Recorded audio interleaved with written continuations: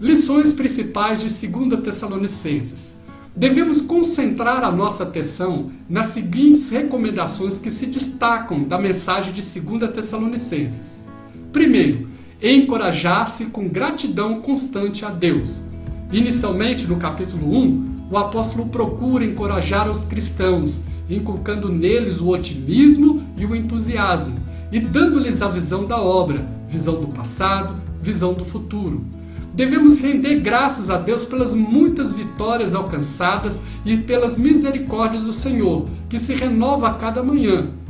Não através de expressões vazias, fora da realidade, desvinculadas do dia a dia, mas recordando as ricas e incontáveis bênçãos do Senhor.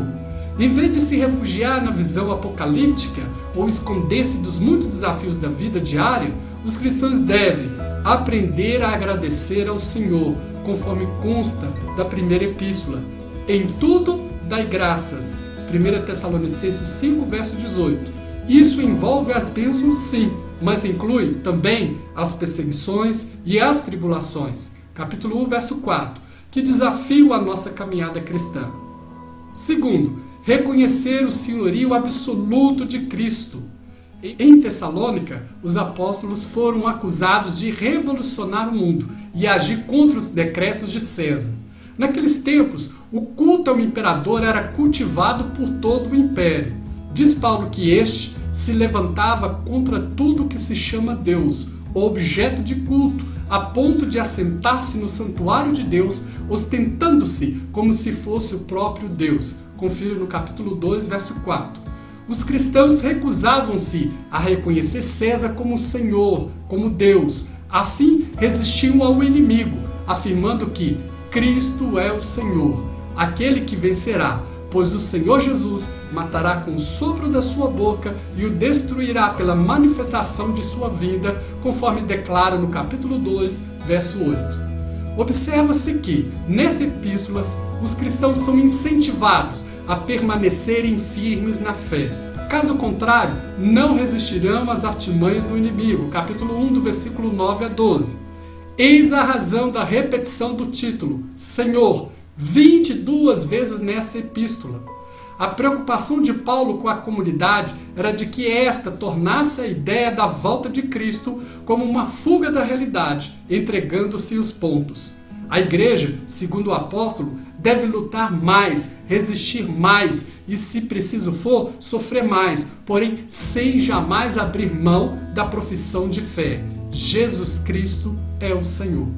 Muitas tendências demonstram que, na prática, a igreja ainda hoje não reconhece o senhorio absoluto de Cristo. Por exemplo, a gente que valoriza tanto a ação do inimigo que parece que Deus está enfraquecido e a igreja derrotada. Outros concentram a sua fé somente no além, no depois, levando a igreja a acomodar-se aos modelos da sociedade, entronizando pessoas, ideologias, modismos e etc. É preciso enfatizar que Ele é o Senhor, disse Jesus. Toda autoridade me foi dada no céu e na terra, conforme Mateus 28, verso 18. Ele é o único e absoluto Senhor, conforme declara em Filipenses capítulo 2, versículo 9 a 11. Terceiro, compreender a visão de Deus para o trabalho.